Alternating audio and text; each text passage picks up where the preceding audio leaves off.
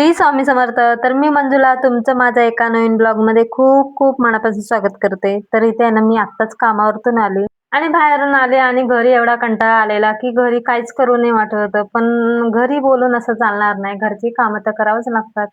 तर पटापट इथे ना डाळ भाताचा कुकर लावून घेतला आणि त्याला पण शाळेमध्ये आणायला जायचं होतं. त्यामुळे कंटाळा करून चालणार नाही. आपली ही रोजची कामं आहेत ती करावीच लागतात आपल्याला. इथे पण कपड्यांचा राडा पडलेला, तर तो पण घासायचा होता, धुवायचा होता. तर ते पण पटापट धुवून घेतले. तरी त्यानं कपडे लटकवलेत आतमध्ये. पाऊस लागतोय तर कपडे सुकत नाहीत. तर आय थिंक सो सगळ्यांच्याच घरामध्ये अशी छोटी घरं असतील तर अशीच आतमध्ये अडकवत असतील. मी तर असंच अडकवते. कारण पावसाळ्यात दुसरा कुठला ऑप्शनच नसतो. घरी पंख्याखाली थोडंफार सुकतात, बाहेर अजिबात सुकतच नाही. नंतर दुपारी शाळेतून आलो, घरी जेवलो वगैरे. त्याच्यानंतर मला हे कपाट पण आवरायचं होतं, कारण की सकाळी लवकर जाते कामावरती त्यामुळे विस्काविसक होते आणि कारण कामावर जाते वेळी कुठला घेऊ, कुठला घालू असं होतं. त्यामुळे खालचे वरती, वरचे खाली असं होऊन जातं. त्यामुळे म्हटलं ह्याला वेळ द्यायलाच पाहिजे. तर भलेही आपण बाहेर कामाला जातो, पण आपल्याला घराकडे पण तेवढंच लक्ष द्यायला हवं. नुसता बाहेरचं काम करतोय आणि घरी येऊन घरातली भांडी, कुंडी घासायची, नंतर मग जेवण करायचं आणि मग झोपायचा. तर असं करून चालत नाही. आपण जिथे राहतोय ना, तर त्या जागेची पण तितकीच काळजी घ्यायला हवी. आपले कपडे, आपल्या वस्तू व्यवस्थित ठेवायला पाहिजे. ती जागा व्यवस्थित ठेवायची. अडगळीचा सामान बाहेर काढून टाकायचा. तो सामान ठेवायचा नाही घरी. आपल्याला नको हव्या त्या वस्तू लगेच बाहेर काढून टाकायच्या. घरात स्वच्छ ठेवायचा. वेळ भेटेल तेव्हा करायचं. वेळ कधीच भेटत नाही. वेळ ही काढावी लागते. वेळ काढून आपल्या घराचा एक-एक कोपरा तरी ना स्वच्छ करायचा. एकदम नाही करायचा, कारण ज्याने आपल्याला दमायला होईल, थकायला होईल असं काम नाही करायचा. तो काम नकोसा होणार. एक-एक कोपरा करत गेलात ना, तर काम केल्यासारखं वाटत पण नाही आणि आज एक तर उद्या एक असं जर केलत ना, तर नक्कीच आपल्या घराचा एक-एक कोपरा असा स्वच्छ होणार. एक-एक कोपरा घ्यायचा आणि तो आवडीने करायचा. म्हणजे कसं त्रास पण होत नाही आणि कंटाळा सुद्धा येत नाही. तर इथे ना माझा कपाट पूर्ण असा रिकामी केला आणि व्यवस्थित अशा घड्या केल्या. नेहमीचे ड्रेस वेगळे आणि असं बाहेर जाण्याचे ड्रेस वेगळे, साड्या वेगळ्या असं म्हणजे व्यवस्थित करून ठेवला. तर इथे ना माझं नवीन ड्रेस पीस आहे. तर कधी आणलेला ते पण माहीत नाही आणि असंच खोचून आतमध्ये ठेवलेला तर बघा आता भेटतंय. जेव्हा आपण लक्ष टाकतो ना, तेव्हाच आपल्याला वस्तू भेटतात. तोपर्यंत तर काय भेटत नाही. इथे-तिथे कुठे पण टाकल्यावरती असंच होतं. व्यवस्थित जर नाही ठेवलं तर. तर हे आता खूप दिवसांनी भेटला मला. खूप काय कधी आणलेलं ते आठवत पण नाही, की केव्हा आणलेलं आहे ते.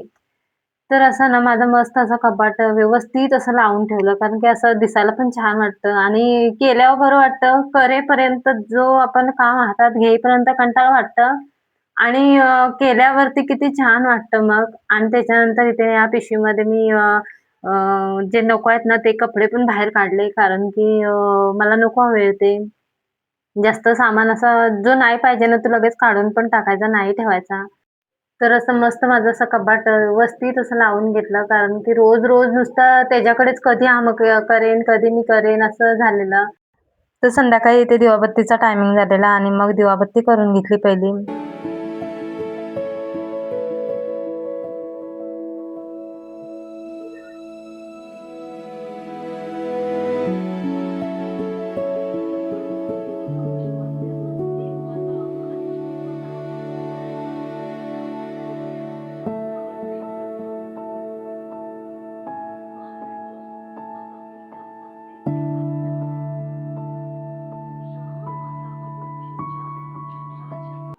तर आज आहे ना, मी अख्खा मसूर असं जर लगेच कुठे बाहेर वगैरे जायचं असेल आणि पटकन जर बनवायचं असेल ना, तर अख्खा मसूर मी बनवते इथे.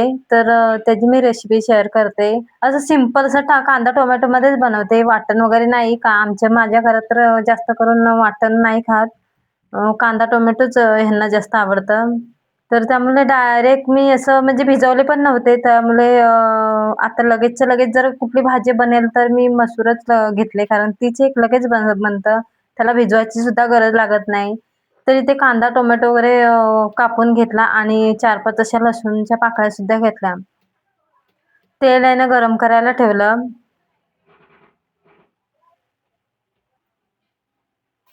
तेल गरम झाल्यावरती पहिलं जिरा टाकला, त्याच्यानंतर आपलं लसूण टाकलं आणि कांदा टाकला त्याच्यामध्ये.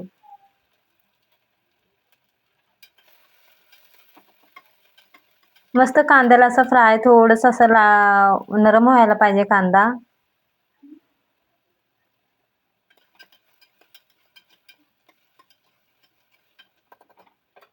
जर झटपट जर रेसिपी कुठली बनवायची असेल ना, पटकन कुठे जायचं असेल, काय असेल, तर ही मसूर आहे ना, अख्खा मसूर भिजवायची सुद्धा गरज लागत नाही. पटकन 2-3 शिट्ट्यामध्ये होऊन जातो तो. भिजवायची सुद्धा गरज लागत नाही. त्यामुळे मला जर कुठे बाहेर जायचं असेल, तर पटकन मला जर बनवायचं असेल, तर मी हेच बनवते पटकन. तर इथे कांदा, टोमॅटो सुद्धा टाकला त्याच्यामध्ये. व्यवस्थित असं नरम होऊन द्यायचं ते पण.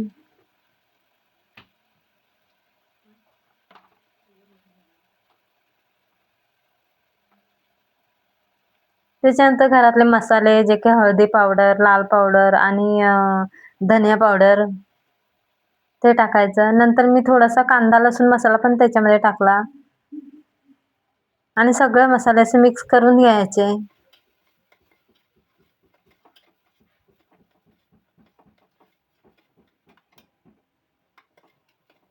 छान होतो नुसतं असं मसूर ह्याच्यामध्येच केलं ना, कांदा टोमॅटोमध्ये छान होते भाजी त्याची. भातावरती रस्सा पण होतो आणि सुकी भाजी सुद्धा होते त्याची. तर माझ्या घरी तर असं आवडतं, असं एक रस्सा जरी केला ना त्याचा, तरी पण आवडतं त्या लोकांना. तर मसूर धुतलेली त्याच्यामध्ये ओतला आणि व्यवस्थित असं मिसळून घ्यायचं आणि चवीप्रमाणे मीठ टाकायचं त्याच्यामध्ये.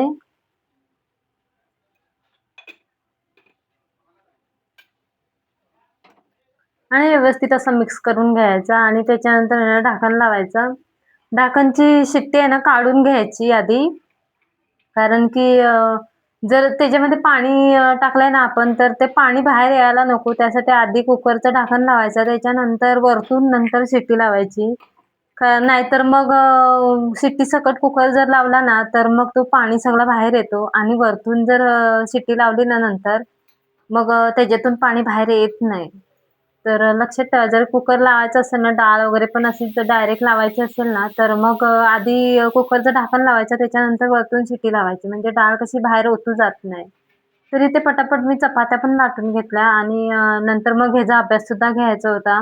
तर एकीकडे माझी भाजी सुद्धा होत होती आणि एकीकडे माझी चपात्या सुद्धा होत होत्या. तर 3 शिट्ट्यांमध्ये होऊन जातो लगेच. तर मी अशी व्यवस्थित अशी ग्रेव्हीवाली भाजी केली. ग्रेव्हीच जरा पाहिजे चपातीसोबत खायला.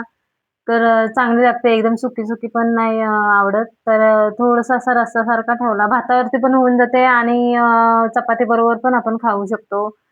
कडधान्यामध्ये भाजी कुठली असेल ना, तर म्हणजे ही मसूरचीच भाजी आहे, जिला भिजवायला वगैरे लागत नाही आणि डायरेक्ट शिट्टी लावून होऊन जाते. तर ती मसूरच बेस्ट आहे. तर त्याच्यानंतर ह्याचा अभ्यास घ्यायला गेली, कारण की ह्याचा अभ्यास ह्याच्याजवळ जर बसली नाही ना, तर हा काय अभ्यास करत नाही. तर नुसती बसली जरी असली ना, तरी त्याचा पटकन अभ्यास होऊन जातो. नाहीतर तो टाईमपास करत राहतो, कुठे मोबाईल बघतो, कुठे टीव्ही बघत असतो. त्यामुळे थोडा वेळ तरी ह्याला द्यायलाच पाहिजे आणि ह्याच्यासाठी वेगळा वेळ मी काढतेच काढते. कारण की बाजूचे काम राहू दे, पण ह्याचा अभ्यास पहिला व्हायला पाहिजे. तर कसा वाटला ब्लॉग माझा? छोटासा व्हिडिओ आहे. तर आवडला तर नक्की सांगा. कमेंट करा, लाईक करा, शेअर करा, सबस्क्राईब करा. श्री स्वामी समर्थ. Bye bye.